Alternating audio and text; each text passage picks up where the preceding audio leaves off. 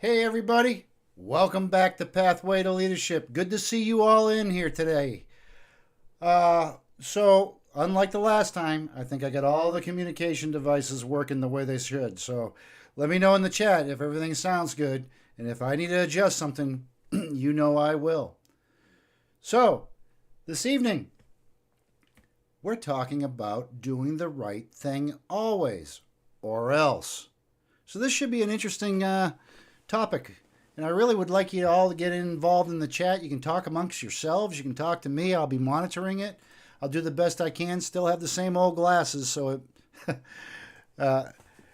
as my other half said, I might need new ones. But hopefully, I'll catch the chats as they come in. So let's begin from the top. Supposedly, we all know right from wrong. And I'm really hoping that we do. But that's not always the case because some people fall short and they like to play in the gray areas. And I'm just getting right into it. I'm kind of, doing a punch right between the eyes tonight because, again, this is one of those subjects where, you really can't sugarcoat it. Either you're doing the right thing or you're doing the wrong thing. I really don't think that there's a gray area. Let me know in the chat what you think about gray areas. Do they exist, or is that something that we create to kind of like make ourselves feel good by, we're kind of a little bit on the sketchy side, and it's just open for opinion whether we're doing the right thing or not. And I was kind of thinking about that the other day, and I'm saying, there's a lot of gray space sometimes that people want to operate in, and I guess gray space is a place it's a matter of opinion. So, I don't know. Let me know what you think. Sometimes life throws us a curve, and we make decisions based on, well, least amount of pain, quickest way to the solution. And, I think sometimes we fall short of doing what's right. But it's kind of interesting. Yeah, Scott Dennis, when dealing with policy and laws, sure, policies and laws will get you in jail real quick. But, well, policy is usually something that's kind of like a gray area on its own. But when it comes to the law, yeah, that'll get you handcuffed really quick. Scott Finger says gray exists when your wife asks if she looks good and you don't like the dress, but say yes. You know what? I'm gonna leave you on your own on that one. Y'all talk amongst yourselves about that one. I'm sure someone will chime in on how you put that out. I'm just not gonna touch that one. How's that? So yeah, we'll move forward from that one. That one's pretty good. But what happens is by playing in the gray areas, some people ignore their own conscience because they become accustomed to doing the wrong things. And when you're accustomed to doing the wrong things, you start to get numb on conscience and morals and values. And then the next thing you know, you're constantly operating within the gray areas. And after a while, you just don't care. That's just the way that you operate. Gray exists. Okay, I'm not going to say that one again. That's not a gray area, Scotty. That's called survival. Thank you, Thomas. Sometimes the right thing is the hard thing, and the wrong thing is the easy. I agree, Chrissy. We're going to get into that and chime in on that because a lot of times we'll make decisions that actually we believe cause the least amount of pain, although it might not be the right decision. Because it causes the least amount of pain and gets a quick solution, we feel that that's the right answer, the right course of action at that time. And a lot of times it's not. It's the long-term repercussions. So understanding that we're human and we're not always the goody two-shoes, And believe me, doing the right thing all the time doesn't mean you're a goody two shoes. What it really means is that we understand that we're going to make mistakes from time to time, and we're really trying to develop ourselves, first and foremost, to understand what the right thing to do is at the beginning, learn from it, and also develop others. So, that's the thing from Pathway to Leadership is learn and teach, learn and teach. We learn from our mistakes, and we teach others what to do. So I'm kind of going off script here by saying we are human. We are going to make mistakes. Sometimes we're going to operate in the gray area, not realizing that that's not a good place to be. But when we do make mistakes and we make bad decisions, that's not the worst of it. The worst of it is if we don't correct it. So I have to go back to a seminar that I attended years ago where the individual said, it doesn't matter whether you make mistakes or not. As a matter of fact, walking through life saying that I'll never make a mistake is just ridiculous. The fact is, we are human. We are going to make mistakes. We are going to make bad decisions. What's important is what are we going to do about it? What are we going to do to make up for those mistakes and bad decisions? That's the most important thing. So hit me up in the chat. What are some things that we could focus on as leaders when we do make that bad decision? Because if you think you're not going to make one, you're absolutely wrong. And I'm hitting you right between the eyes again. We're human. We're going to make mistakes. How do we go about correcting them in the right way so that we can get back on track? And the reason why I want to bring this up to the chat is that the more we focus on what we do to make up for our shortfalls, the more equipped we are to develop others when they come up short, make the bad decisions, make wrong decisions, operate within the gray areas, manipulate the system for their own personal gain. We have to be able to coach that. And I think the one thing that we have to do is we have to soul search ourselves and say, what mistakes have we had in the past that we overcame by doing the right thing to rectify the situation? So take a moment and think about that and drop some of that into the chat. Let me back up here. I'm running on my soapbox here, and I need to take a breath here. Let's see. Sometimes the right thing is the hard thing, and the wrong thing is the easy. Yes. Yes. You do what's right even if it doesn't feel good. All right, Scott. Scott Finger, if you could elaborate on that a little bit more. I think you're touching on something that might be a really good discussion point. Scott Dennis, I think a mistake is totally different than an intent to knowingly choose to make, I believe that's to make or violate a rule. Oh, absolutely. Yes, we all make mistakes, and we have to make up for them. And sometimes, again, operating from a position of, will my decision right now alleviate pain, without looking at the future and how it's going to affect things down the road. And remember, we're this is a group discussion to think of all the variables out there. Sometimes, I guess it sometimes just depends on how you're looking at things at the time. Sometimes we look at things at a different perspective and come up with a different solution, and many times it's the wrong solution. Scott Finger is elaborating here. He says, admit your mistakes. Come clean. Eat humble pie. Hey, I told you, sometimes crow might be on the flight for the meal. Eat humble pie and remember the moment and not relive it. Be honest, not to a fault, but to the moment you're in. Rectify it. Exactly. Exactly. And, sometimes that's a hard That's a hard lesson to teach. How do you teach that to people? So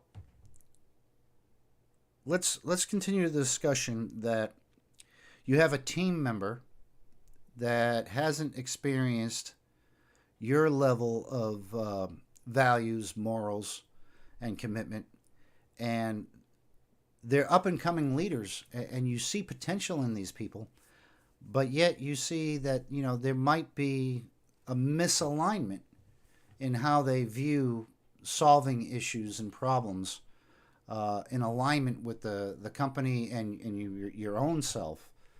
How do we coach that? And we're talking people that have had years in one scenario. So let's put the scenario of the person that's had years of solving problems this way, and we want to tackle it and put them on a course of correction.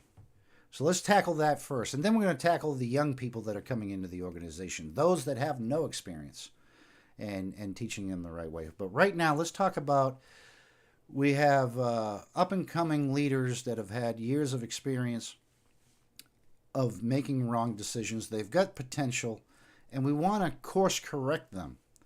How do you feel is the best way to tackle that and approach keeping them on the right path? So let that stew. Let that stew. And I know there's a delay on the chat. And unfortunately, I wish there was a faster way, but I have to keep the spammers out of here.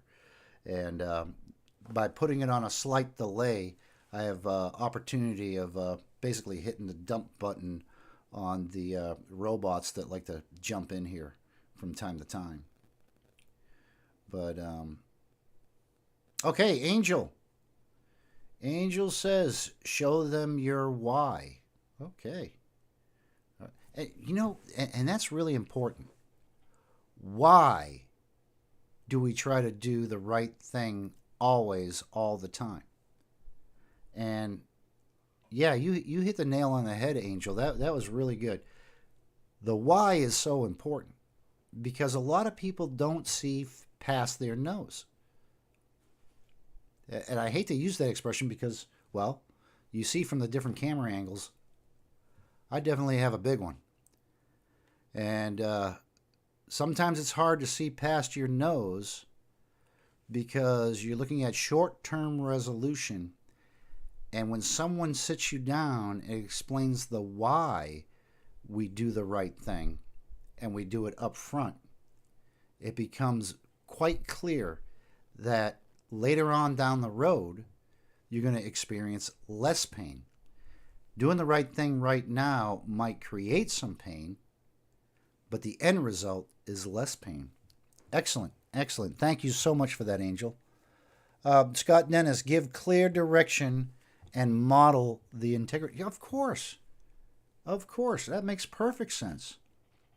You have to demonstrate as a leader what you want others around you, maybe it's your team members, your personal circle, to emulate also, And, that goes to I'm not going to do anything I wouldn't ask. I wouldn't ask you to do anything I wouldn't do myself. So I can't ask you to do the right thing if I'm not willing to do the right thing myself. And so you have to be the inspiration, and you have to be the first and foremost person to show that. Inspect what you expect. Gotcha. Yes. You have to tap in to checking in. And there's nothing wrong with that. Checking in with people from time to time and making sure that they know that, there's someone watching. And it's not so much of a big brother, but there are eyes on you at all time. Always. It doesn't matter who it is. It could be a brand new employee that's just feeling out the organization for the first time. If they experience certain things with you that are questionable, then, well, they might emulate that moving forward. So very important. I like that. That was very good. Let's see. Scott Finger, play to their strengths and then approach their shortcomings with positivity. Oh my God, that is so true, and it's important to approach with positivity. As leaders, our number one job is to develop others. And I'm going to tell you that I've had some employees that I've turned around and I told them, my job is to make you successful, whether or not you want to come along easily or kicking and screaming. That's my job. My job is to make you a success. The only one that's going to fail here is the person that gives up and actually makes a conscious decision to fail. So as leaders, we take on that responsibility that our job is to make you a success, whether you come along kicking or screaming or not. As long as I see potential and improvement, I'm going to drag you to a position of success. That's pretty powerful, isn't it? And the only reason why I say that is people have said that to me along my journey to leadership. Whether you like it or not, John, I'm going to drag you into success. And it's worked. Because when you show that side of your commitment to others, it's a real powerful thing. And when you show that commitment to doing the right thing always, it's a powerful thing. Scott Finger says encouragement. Encouragement is always encourage. Absolutely. Show and tell, not tell. Isn't that interesting? How many times everybody has a solution to everything. Oh, I would have done it this way. Oh, you should have done it this way. You should have done it like that. God, that just drives me crazy. Everybody that's not standing in your shoes all of a sudden has the answers to everything that you should have, would have, and could have done. That's always bothersome in a certain way. But I don't know. What do you guys think? Did you ever get into that position where, someone else always has that, I would have done this and I would have done that and you should have done this and you should have done that, and it's like, man, yeah, you know it. Okay, let's see. Chat's blowing up tonight. This is great. I'm glad you folks are dialoguing on. Oh my, I've had several people drag me along the way. Yeah. Angel.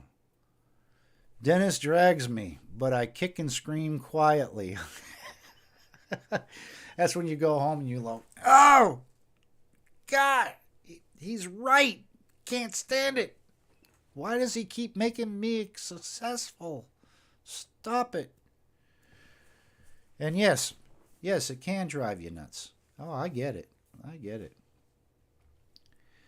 So understanding that we're human and we are going to make mistakes time to time, and we're going to be tempted to operate in those gray areas. And again, the only way that you have out from that is to stop it and make up for your shortcomings. So, little switch of gears here. I'm sure you've all heard the stories of people that have become victims of karma. I'm a strong believer in karma. All right? And you can call it karma, you can call it whatever. A lot of people say you're going to reap what you sow. I'm a strong believer that if you operate on the wrong side of doing what's right, it's going to come back and get you. And it's going to come back and get you every single time. And I think some of us probably have personal stories. Maybe stories too long to actually put in the chat. But I'll guarantee that, and show me by putting some thumbs up. Put some thumbs up in the chat if you've got a personal story where karma has come back and got you. Because I think we all have a thumbs up to put in there. But go ahead, put some thumbs up in that chat for me if you had karma come back and get you. Because it's definitely come back and gotten me.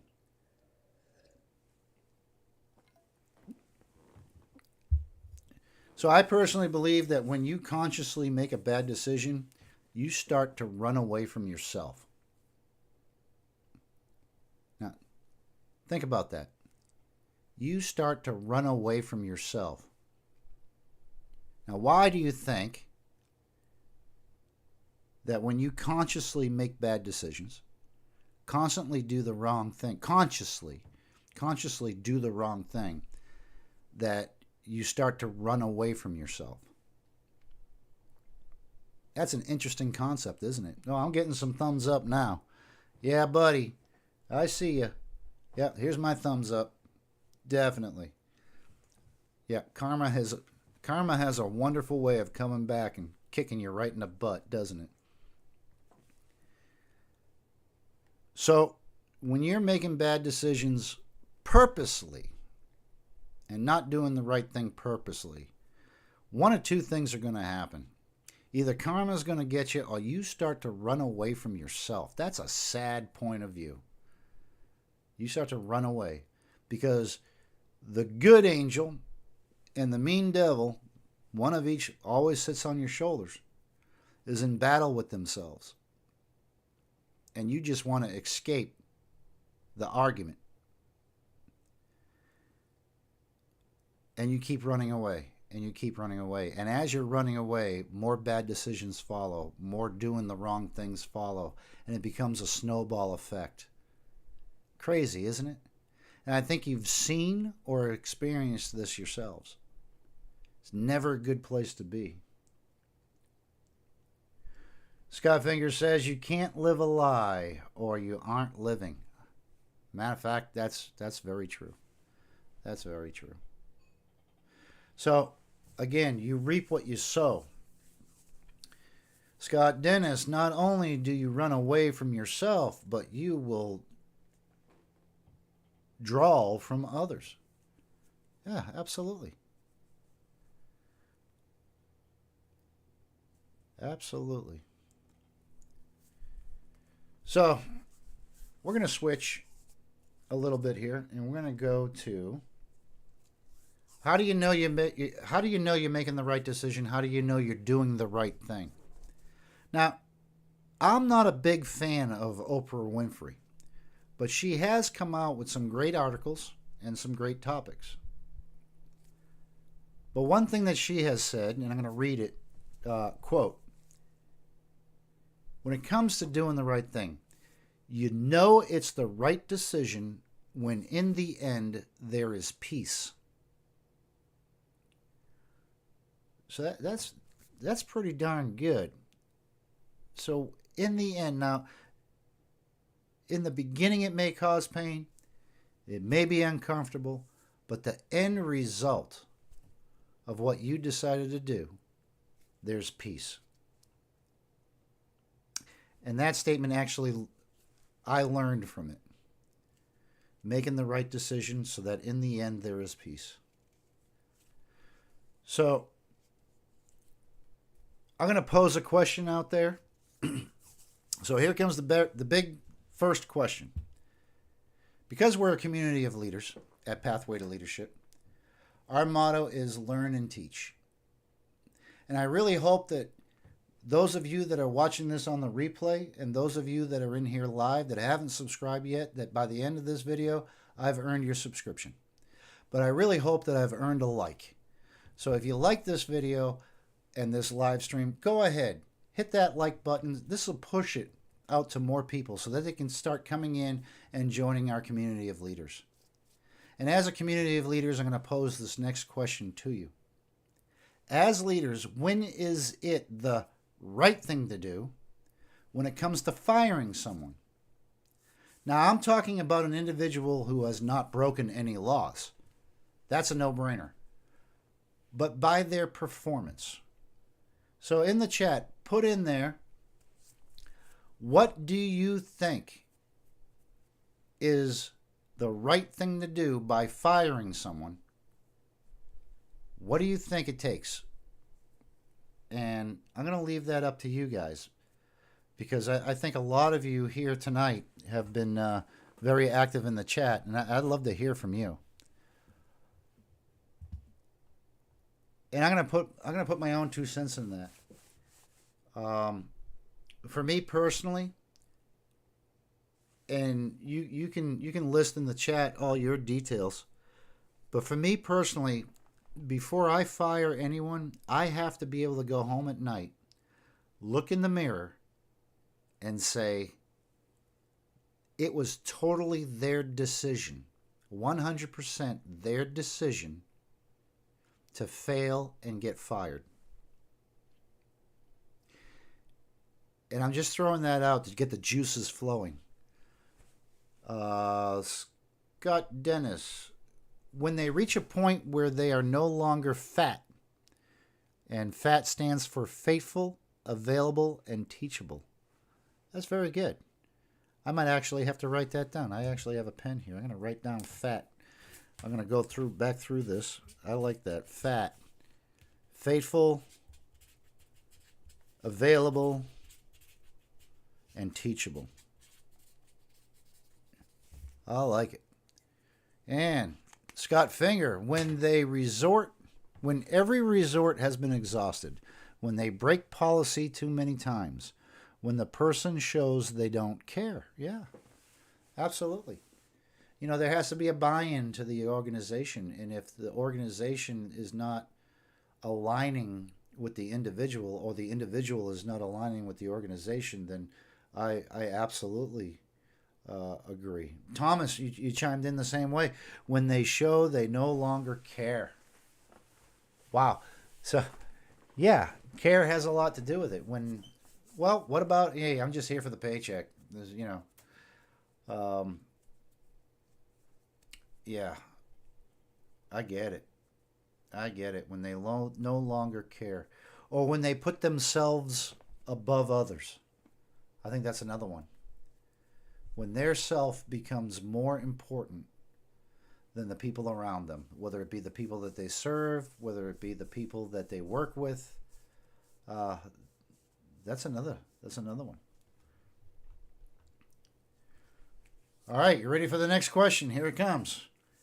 Here's the next question. As leaders, how can we test upcoming leadership to ensure they are capable and, more importantly, willing to do the right things always?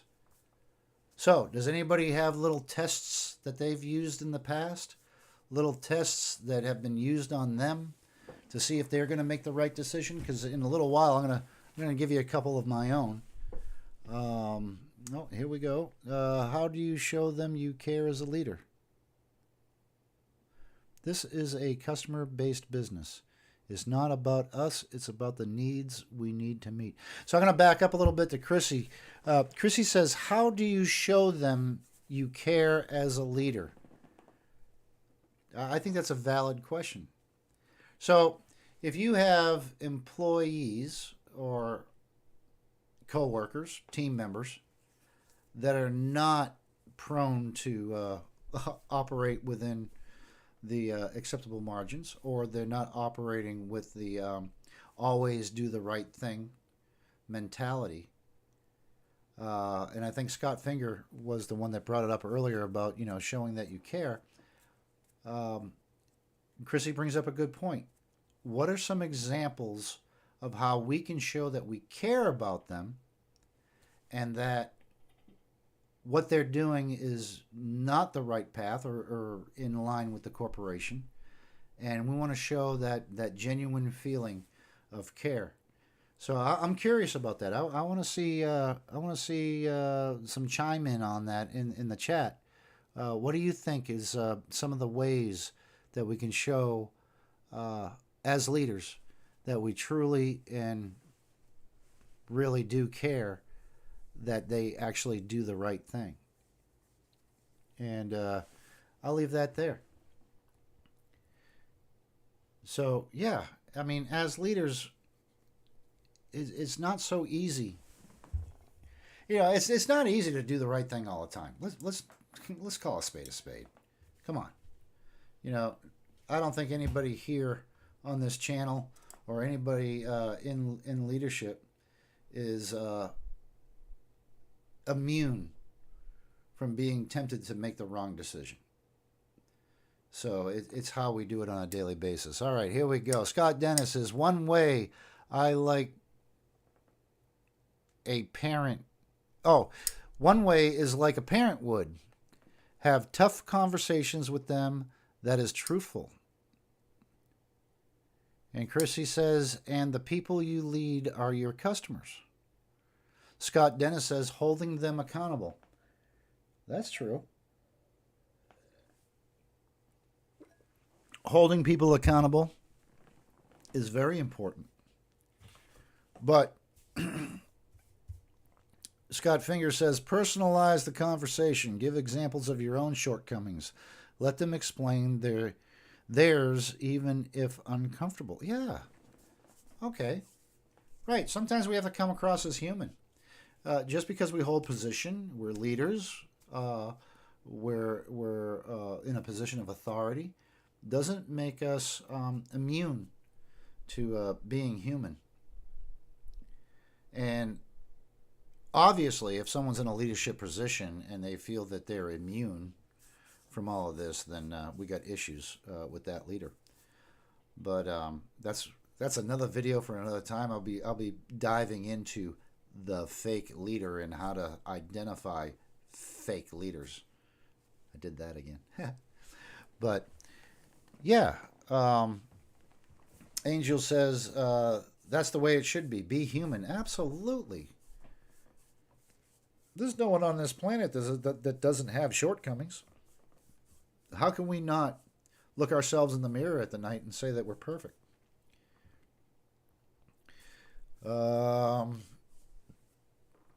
Don't sugarcoat the situation. Be honest with them about the issue and try to talk about how to resolve those issues. Don't sugarcoat the situation. Be honest. So be direct about the issues and try to talk about how to resolve those issues. Exactly. Thomas, that's really good.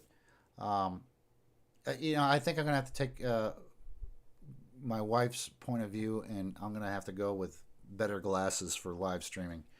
Or either that, or maybe someone can tell me in the chat how I blow up the chat so I can actually see it a lot better, bigger. I made the window bigger, but the words are still tiny.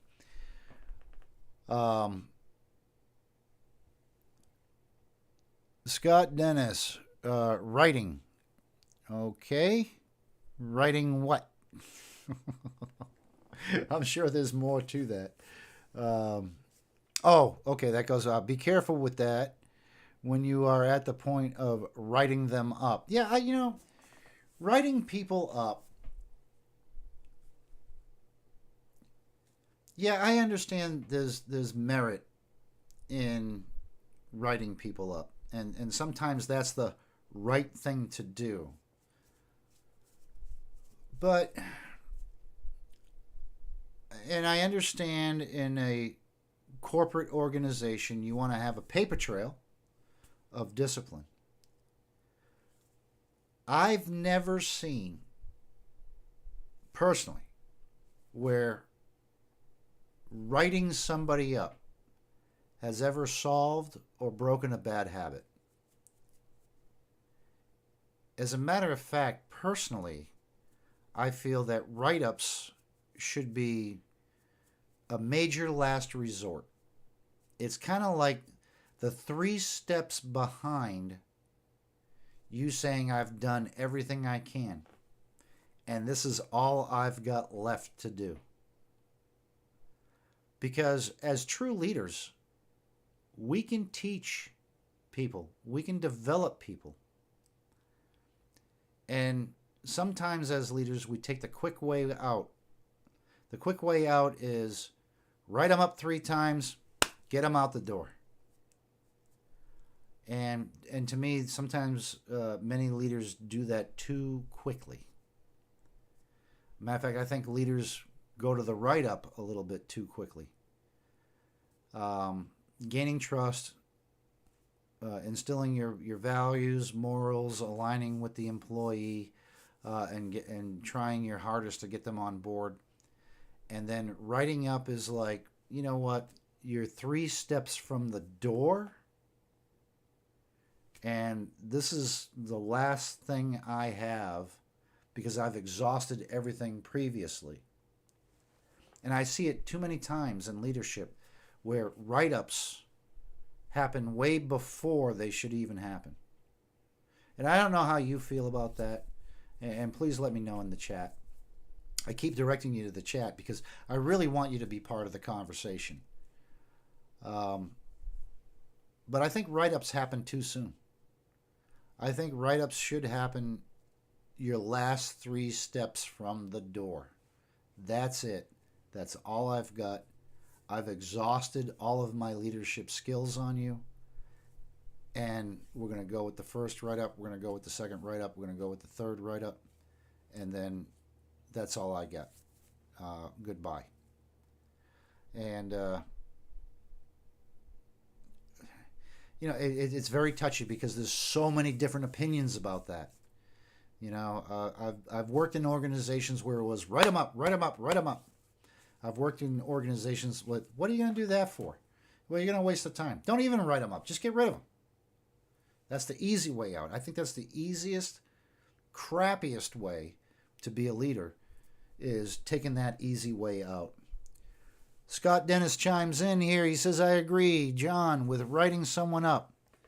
I was making a point when doing a write-up, keep your personal shortcomings out of the conversation.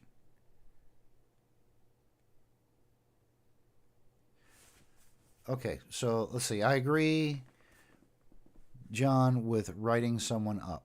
I was making a point when doing a write-up, keep your personal shortcomings out of the conversation. All right, Scott, I'm going to need you to elaborate on that just a little bit more. I know you're kicking back on the couch watching Pathway to Leadership with everybody else tonight, and you get your feet up on the coffee table. Your wife's going to yell at you. But I do need you to elaborate on that about keep your personal shortcomings out of the conversation. So, moving forward, I'll tell you a little personal story. At one time, years ago, I was the manager of a, I don't want to say the name of the company, but basically what it was is we would give paycheck loans. You would come in, you would show us your paycheck. I would see how much you made for the week, and we would give you a loan based on your next paycheck. You would come in for a small fee, and you would pay it off. So you'd have some money to tide you over to your next paycheck. So with that said, it kind of ran just like a bank. And I thought this was interesting that I had one cashier, teller, a couple times a week. She was always $1 short, $2 short. And I always kept a little cash in the drawer just in case. Mistakes happen, okay? Especially when you're dealing with the flow of money that we were. So to come up short $1 here, $1 there was no big deal at first. Then I started to see a pattern. And I kind of got a little suspicious, and I'm saying, well, wait a minute, was, $1 on Tuesday, $4 or $5 on Thursday, this is getting too habitual. So I called my district manager and I asked her, I said, I'm suspecting that there might be some foul play here because this person's always coming up short and I'm not seeing anything.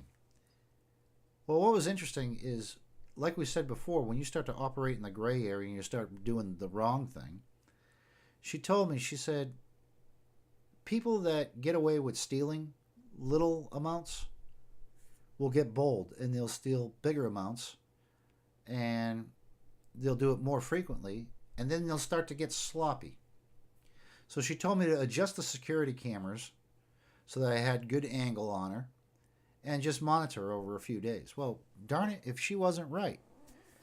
After a few more weeks, she wasn't even trying to hide it. This is what I'm talking about, getting used to when you start to run away from yourself and start to run away from your values and your morals. You get away with $1. Hey, what's $2? I got away with $1 the last time. I'm going to take $2. The next thing you know, you start to become immune of the guilt, of the anxiety that comes with, am I going to get caught or not? And the natural thing occurs, and you start to get sloppy. I caught her on camera, and she ended up getting fired.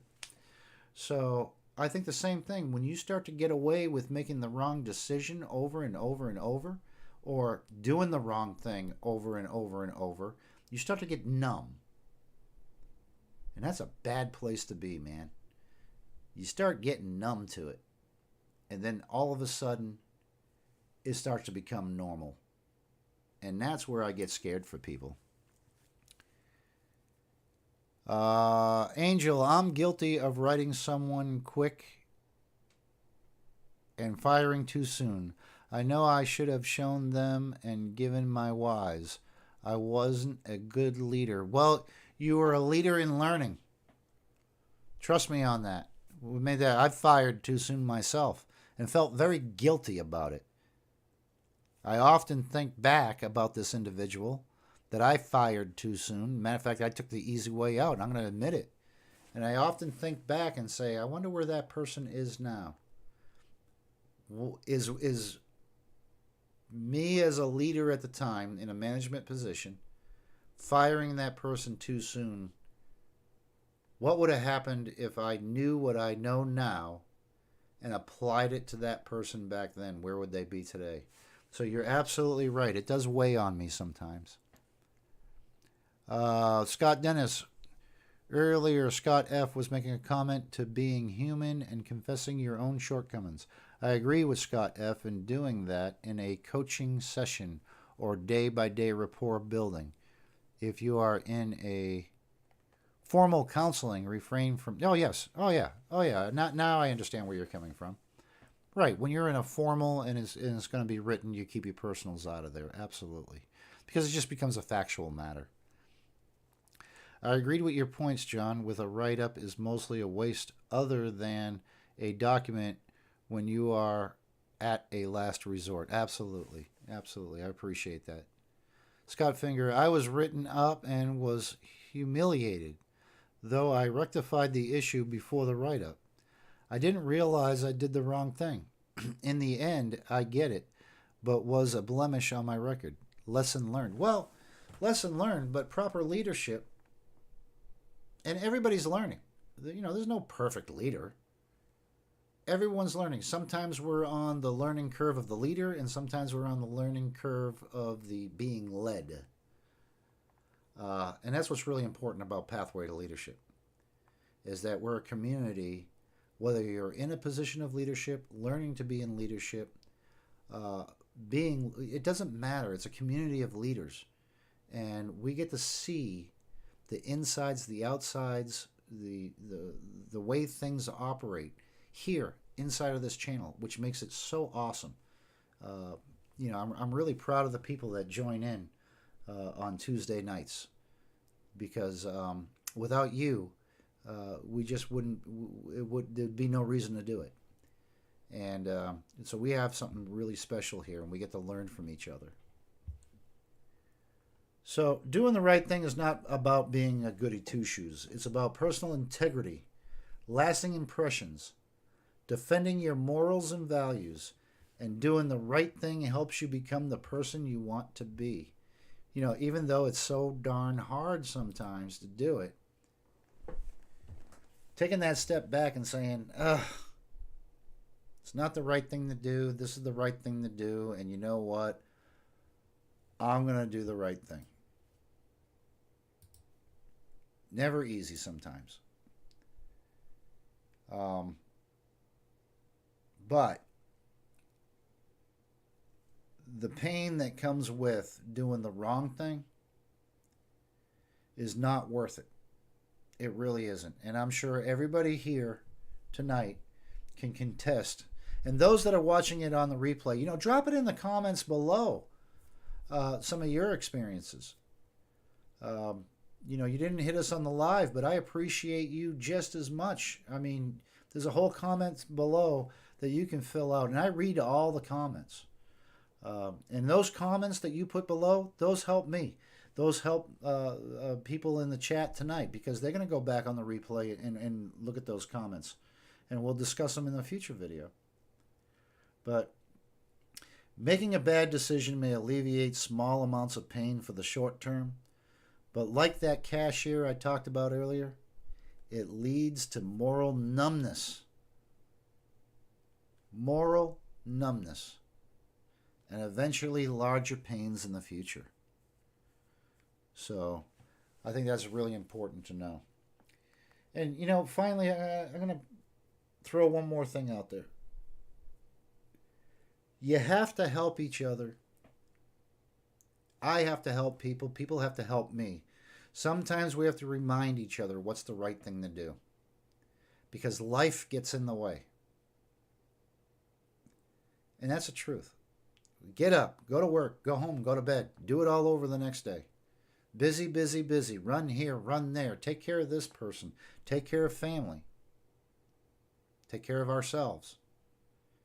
And sometimes making the right decision, sometimes doing the right thing, can sometimes be painful. But if we look at what we do on a daily basis and we take constructive criticism and we help each other as a community, as human to human, to make the right decisions, to do the right things always, the end result, as Oprah Winfrey said, is peace. It makes sense. It really does. So, I want to thank you all for joining me tonight on Pathway to Leadership. I know, again, we did a short one, but I think it was a powerful message that came across tonight. I appreciate everybody in the chat. I appreciate everybody on the replay. Please, if you got anything out of this video tonight, please give us a thumbs up. And if you haven't subscribed, come on and join the community of leaders here at Pathway to Leadership. And I will see you next time as we discuss leadership.